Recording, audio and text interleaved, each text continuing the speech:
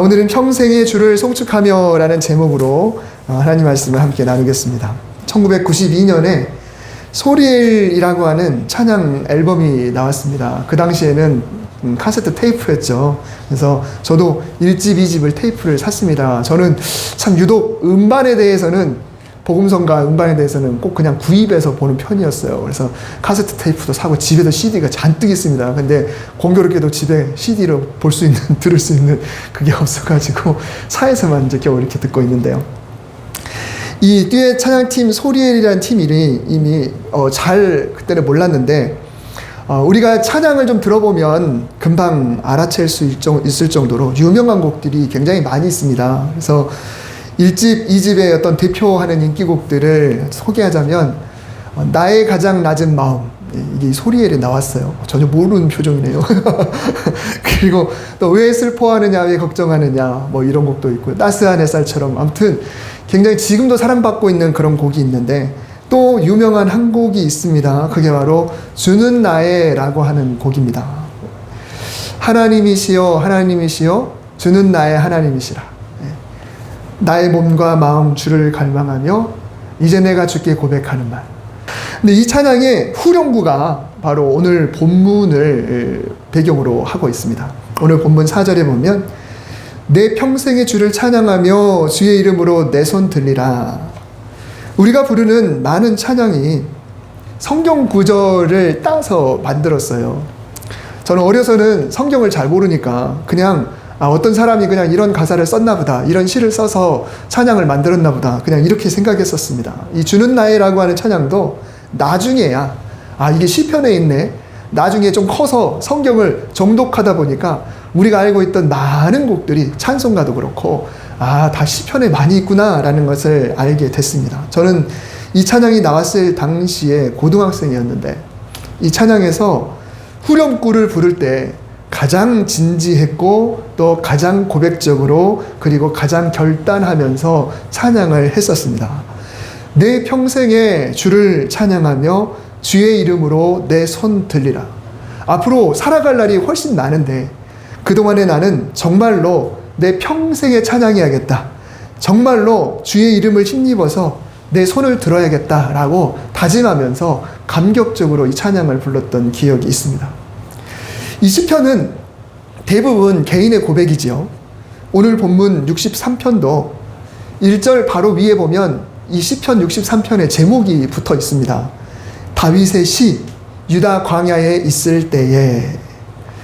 다윗이 그저 유다 광야에 있을 때 홀로 하나님을 찬양했던 그런 노래, 이렇게 받아들일 수도 있는데, 그런데 이 찬양은 그냥 혼자 광야에서 부른 것으로 끝난 게 아닙니다. 이 시가 입에서 입으로 구전되고 또 글로 기록되어 후대까지 이어져 가다가 세월이 흘러 이스라엘 백성들이 예배드리러 성전에 올라가면서 또는 성가대가 합창으로 또는 리더의 선창과 회중의 돌림 노래로 그리고 집에서는 부모가 자녀들에게 이 시를 전수를 해줘서 결국은 세월이 흘러 몇 천 년이 지난 오늘 우리도 이것을 우리의 고백으로 부르고 있죠. 다시 말하면 한 사람이 개인의 노래로 부른 것 같지만 공동체가 한 마음이 돼서 그것을 우리의 고백으로 부르고 있다라고 하는 겁니다. 예수님께서 주기도문을 가르쳐 주셨는데 먼저는 하나님을 높이는 기도가 먼저 있죠. 하늘에 계신 우리 아버지부터 해서 아버지의 뜻이 하늘에서와 같이 땅에서도 이루어지리라. 거기까지는 하나님을 향한 찬양이 담겨 있습니다. 그 다음에 나오는 기도들이 바로 필요를 구하는 기도죠. 오늘 우리에게 일용할 양식을, 우리 죄를, 우리를 시험에 빠지지 않게, 우리를 악에서, 여기서 우리라는 단어가 굉장히 많이 나오고 있습니다. 여러분, 우리라는 단어가 한글에서는 어떤 느낌이 드냐면 우리 아빠라고 했을 때 너와 나의 아빠가 아니고 내 아빠인데 그냥 우리말로는 우리라는 말을 그냥 사용하죠. 우리 집, 우리 집은, 우리 강아지, 우리 누나. 아마도 외국인들이 이 말을 처음 들으면 굉장히 당황할 겁니다. 어떻게 너네 누나지 우리 누나가 될 수가 있냐? 이렇게 아마 표현하겠죠. 우리 한글은 우리라는 말에 대해서 굉장히 그냥 나의 일을 우리라고 그냥 표현을 합니다.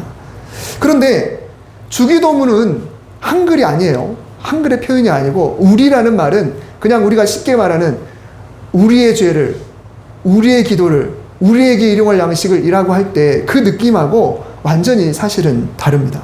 근데 우리는 주기도문을 암송할 때 이 진정한 이 우리라는 의미보다는 나로 적용을 해서 이 주기도문을 암송을 하죠. 말로는 우리라고 하지만 실제로는 나에게 일용할 양식을, 내 죄를, 나를 시험에 빠지지 않게, 나를 악에서 구해 주시옵소서, 이렇게 생각하면서 기도를 하게 됩니다. 물론 그럴 수도 있습니다. 나의 필요를 구할 수가 있어요. 하지만 이 성경의 원래의 의미, 예수님께서 말씀하신 주기도문의 원래의 의미를 우리가 완전히 배제해서는 안 되는 거거든요. 주기도문에서 필요를 구하는 기도는 개개인이 아니라 공동체를 향하고 있다는 것을 절대로 잊어서는 안 되는 것입니다. 어느 날 예수님이 제자들을 찾아왔습니다. 다른 스승들은 자기 제자들에게 자기 공동체에 맞는 기도문을, 그 스승만의 기도문을 가르쳐 줬는데 우리에게도 우리 공동체를 위한 공동 기도문을 가르쳐 주세요. 그래서 예수님께서는 제자들이 서로를 위해 어떤 마음을 갖고 어떻게 기도해야 될지, 교회 안에서 성도들이 서로를 위해서 어떤 마음을 품고 기도해야 할지를 가르쳐 주셨던 겁니다. 그냥 너 이렇게 기도해, 너 이렇게 기도해가 아니라 우리를 위한 기도문을 가르쳐 주세요. 그래, 우리를 위한 기도문이다 라고 가르쳐 주셨다는 겁니다. 그래서 예배 시간에 우리는 암송하지 않지만은 주기도문을 공동으로 암송할 때 그냥 그것을 하나님 앞에 내가 개인으로 하늘에 계신 우리 아버지 할 때 그냥 나로 기도하는 게 아니에요. 우리 공동체가 한마음 한뜻이 돼서 나를 위하기도 하지만 내 옆에 있는 사람을 위해서, 우리 함께를 위해서 기도하는 기도가 바로 이 주기도문이다 라고 하는 것입니다. 느낌이 굉장히 다르죠. 몇 해 전에 성결교단에서 코로나 이후에 신앙의식이 어떻게 변했는가라는 것을 주제로 설문조사를 대대적으로 했었습니다. 근데 그 중에 앞으로 교회가 직면할 어려움이 무엇인지에 대한 질문이 있었어요. 근데 이 질문에 대해 1, 2위를 다투는 대답이 무엇이었냐면, 첫째는 모이는 예배가 감소될 것이다. 둘째는 교회의 공동체성이 약해질 것이다. 우리 교회는 그렇게 크게 실감하지 못하고 있지만 실제로 코로나 이후에 문 닫은 교회가 굉장히 많이 있습니다.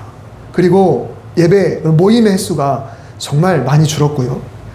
어느 정도가 있는 교회들도 코로나 전에 예배 인원이 회복되지 못했습니다. 그리고 예배 이후에 모임도 줄어들다 보니까 성도들끼리도 서먹서먹해지고 예전보다 끈끈함이 떨어지게 되고, 또 어떤 모임을 합시다라고 했는데 그게 잘 안 되는 거예요. 그래서 코로나는 분명히 한국 기독교와 그리고 예배에 그리고 모임에 큰 변화를 가져다 주는 데 틀림이 없습니다. 공동체가 그냥 함께 모여서 예배드리고 있다는 것이 전부가 아니라 한마음이 되어 예배드리는 것이 중요합니다. 이 자리에 개인이 앉아 있기도 하지만 그러나 우리가 함께 앉아 있기도 하다라고 하는 겁니다.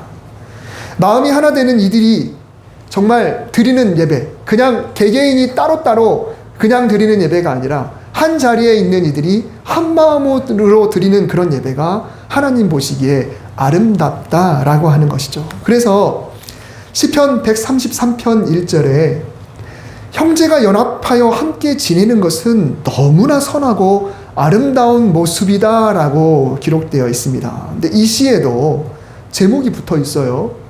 다윗의 시 곧 성전에 올라가는 노래. 이 시도 다윗이 지은 시인데 훗날 사람들이 성전에 올라가는 노래로 불렀다라고 하는 겁니다. 다윗은 형제가 함께 지낸다는 가사를 뼈저리게 경험한 사람이에요. 그냥 형제가 함께 동거함이라는 말을 그냥 하는 말이 아니에요. 다윗을 놓고 보면 사울왕을 피해서 도망길에 오르는 순간부터 30세가 되어서 처음으로 헤브론이라고 하는 곳에서 유다 민족을 위한 왕이 되기까지 거의 10년이 넘도록 정말 형제가 연합하여 동거하는 생활을 어쩔 수 없이 살 수밖에 없었습니다. 그 장수들, 그 남자들, 그 다윗을 처음에 따랐던 사람들 보면 정말 사회에서 소외되고 도태되고 또 좀 불황아 같은 사람들, 이런 사람들도 많이 모여 있었거든요. 그들의 모임이 10년이 넘게, 물론 가족도 있긴 했지만은 그들의 모임이 함께 있었어요. 무더운 이스라엘 땅에서 도망하느라 제대로 쉬지도 못한 남자들이 때로는 좁은 동굴에서, 때로는 좁은 천막에서, 때로는 몇 안 되는 나무 그늘에 함께 그냥 모여가지고 거기서 몸을 비비면서 지내는 그런 모습은 상상만 해도 설레 보이지도 않습니다. 그리고 아름다워 보이지도 않습니다. 그냥 냄새 풀풀 나고 얼마나 그냥 정말 그 좁은 곳에 그냥 많이 모여있는 그 장면. 이 공간에 만약에 한 200명이 300명이 그냥 잔다고 생각을 해보세요. 그게 바로 형제가 동거하고 있는 그런 모습인 겁니다. 그런데 이 시가 성전에 올라가는 시가 됐어요. 이 시가 성전에 올라가는 시가 됐어요. 왜 그럴까요?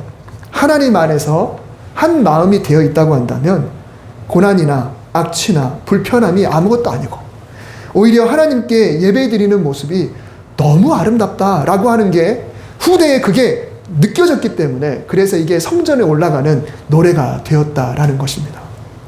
오늘날 우리가 어떤 마음으로 예배드려야 될지를 한번 깊이 생각해 보게 됩니다. 특히 우리 앞에 옆에 뒤에 앉아있는 분들, 제가 먼저 인사부터 하고 말씀 듣자고 그렇게 했던 이유가 있습니다. 우리는 함께 앉아서 한 마음으로 예배드리는 예배 공동체다라는 것입니다. 다들 가까이 있지도 않고 서로 공통된 부분도 별로 없습니다. 그렇지만 이 자리에 앉아있을 때는 나 혼자 앉아있는 것이 아니라 우리가 함께 하나님께 예배드리는 공동체다라는 것을 우리가 생각하면서 오늘 서로를 향하는 마음을 품으면서 그렇게 예배를 드릴 수 있게 되기를 바랍니다. 다시 본문으로 한번 돌아가 보겠습니다. 우리 공동체가 함께 부르는 찬양에서 나의 평생의 주를 송축하며 라고 찬양하는 이들이 저마다 평생애라고 고백을 해요. 여러분, 지금 성전에 올라가는 사람들, 또 성전에 있는 사람들이 다양한 연령일 겁니다. 다양한 연령. 그런 사람들이 나의 평생애라고 찬양을 하면은 같은 가사로 찬양하지만 나이에 따라서 그 느낌이 굉장히 다를 겁니다. 제가 고등학교 때 이 찬양을 처음 접했다고 그랬잖아요. 그때 내 평생에 이렇게 부를 때 그때는 진짜 앞으로 살아갈 긴 내 평생에 라고 생각을 했지만 지금 부르는 때의 그 느낌은 달라요. 그동안 살아온 인생, 앞으로 살 인생. 그리고 제가 그때까지 살아있을지 모르겠지만 30년 혹은 40년 후에 제가 이 찬양을 과연 내 평생에 라고 부를 수 있을까? 그때 가보면 또 그게 미지수가 될 수가 있습니다. 나이에 따라 평생은 느낌이 다릅니다. 그러면 오늘 본문의 주인공 다윗, 이 다윗은 지금 나이가 어느 정도 될까요? 다윗이 만약에 아직 결혼하지 않은 목동이었다. 그러면 평생이 길겠죠. 이야, 다윗이 이렇게 고백하면 앞으로 다윗이 그 평생 동안 이렇게 찬양하며 살겠구나 라고 고백하는 거네 라고 그냥 문자 그대로 자연스럽게 받아들일 수가 있을 겁니다. 하지만 지금 이 상황은 아들 압살롬이 반란을 일으키자 연약하고 초라한 모습으로 유다 광야로 도망하면서 지은 시예요. 당시 다윗이 나이가 50대 후반이라고 봅니다. 50대면 청춘이죠, 오늘날. 그러나 그 당시 문화 속에서 50대는 이제 60의 대부분 62년 이전에 다 그 당시에 다 죽으니까요. 우리나라도 마찬가지잖아요. 우리나라의 환갑이 귀한 이유가 그랬잖아요. 그렇죠? 불과 몇십 년 되지도 않았습니다. 근데 그 당시 문화도 그래요. 지금 동남아도 그렇잖아요. 근데 50대 후반이라고 보는데 당시 수명으로 볼 때 할아버지입니다. 그러면 평생이라고 해봐야 과연 다윗이 앞으로 남은 인생이 어느 정도라고 과연 생각을 했을까요? 물론 우리는 결과를 알고 있으니까 실제 다윗이 그 당시 사람들 중에는 장수에서 70세 됐을 때 그때 세상을 떠났어요. 그러면 정말 장수한 겁니다. 그 당시로는. 그렇지만 다윗이 지금 이 찬양을 부를 때가 50대 후반이니까 그래봐야 10여 년이잖아요. 우리는 이미 결과를 알고 있지만 이 시를 짓는 다윗은 한치 앞도 볼 수 없는 그런 도망자였습니다. 압살롬에게 당장 붙잡혀서 죽을 수도 있어요. 그러니까 며칠 안 될 수도 있어요. 그리고 용케 잘 도망하더라도 그 요독 때문에 힘에 겨워 죽을 수도 있고 모를 일입니다. 살아온 날에 비해서 앞으로 살 날이 훨씬 짧은, 정말 훨씬 짧은 다윗이 평생이라고 말하고 있다라는 겁니다. 그런데 여기에 진심이 느껴집니다. 진짜 평생이라는 말이 전혀 어색하지가 않습니다. 남들이 볼 때는 노년인 분들이 평생이라고 말하면 어쩌면 웃을 수도 있어요. 살 날이 얼마나 남았다고 평생이라고 하지? 이렇게 되물어 볼 수도 있습니다. 하지만 적어도 다윗에게는 진짜 평생이 되는 것입니다.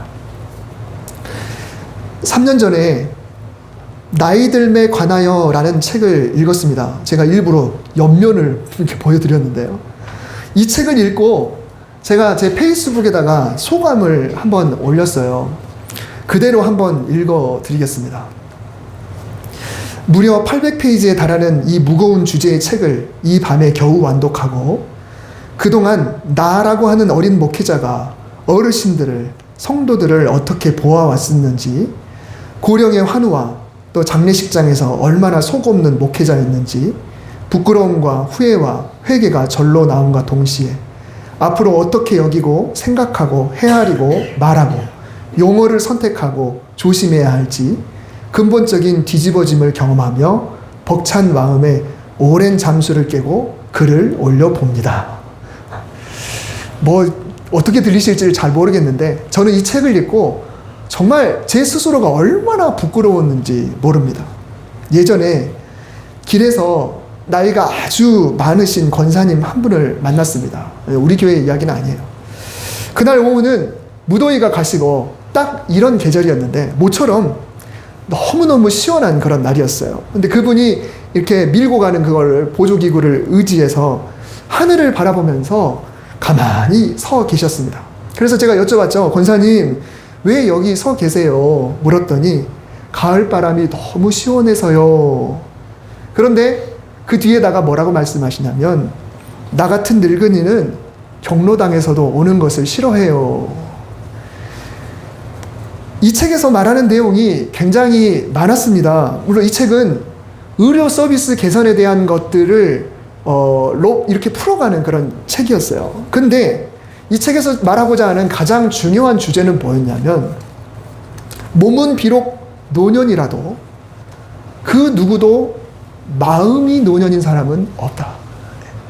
그 마음은 여전하다라고 하는 것, 그 주제를 가지고 이 책을 쭉 풀어가는 거였습니다. 그런데 젊은이들은 지금 보이는 모습으로만 판단해서 연세 드신 분들을 부족하게 보거나 불편하게 여기거나 심지어 어린아이처럼 여기기도 하죠.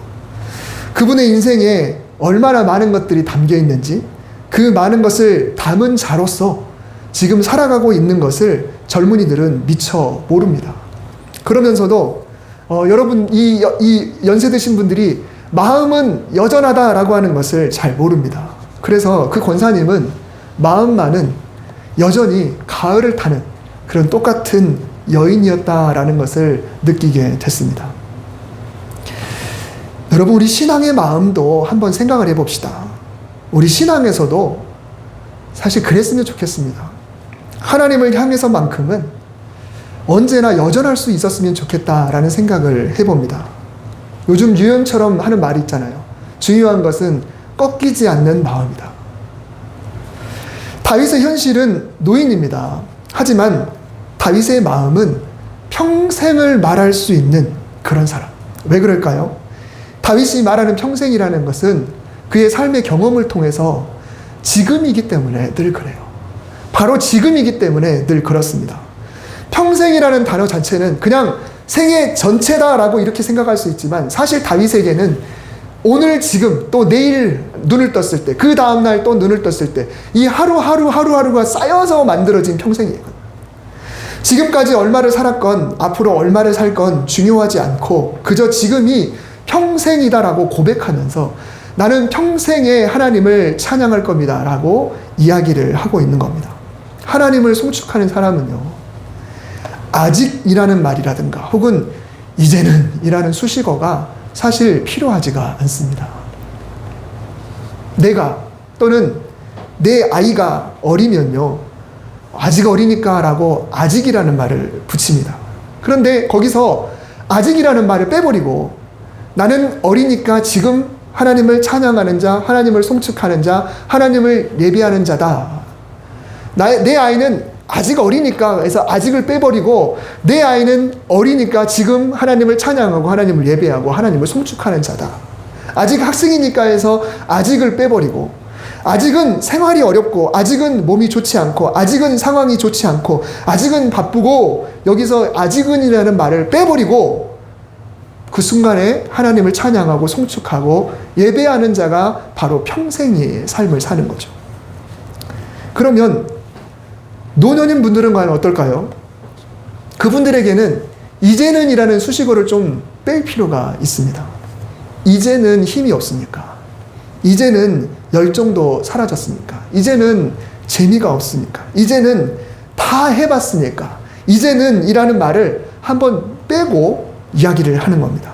힘이 없는 지금, 열정이 식어진 지금, 신앙의 재미가 예전만 못한 지금, 그리고 옛날에 다 해봤더라도 지금 하나님을 찬양하고 송축하고 예배하는 그런 사람이 되어야 한다는 것입니다.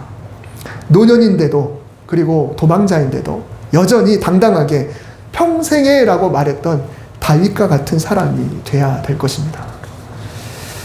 우리 교회는 다양한 연령이 한 자리에서 예배 드립니다. 물론 주일학교 중고등부가 따로 모이지 않기 때문이기도 하지만 그러나 저는 온 세대가 함께 예배 드리는 이 모습이 우리 예배의 본연의 모습이라고 생각을 합니다.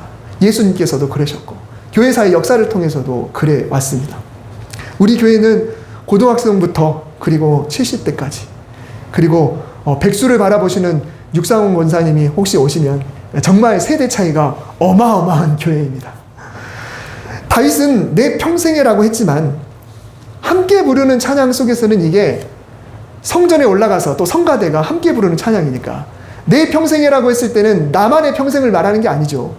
서로의 모두의 평생을 생각하면서 함께 부르는 찬양이 이 찬양이 되는 것입니다. 그래서 이 말은 나의 평생도 되지만 서로를 향해 적용해 볼 때 지금 앉아있는 정말 연령이 다양한 다른 분의 평생에라고 하는 것도 우리가 염두에 두면서 함께 부르는 찬양이 될 수 있어야 되는 것입니다.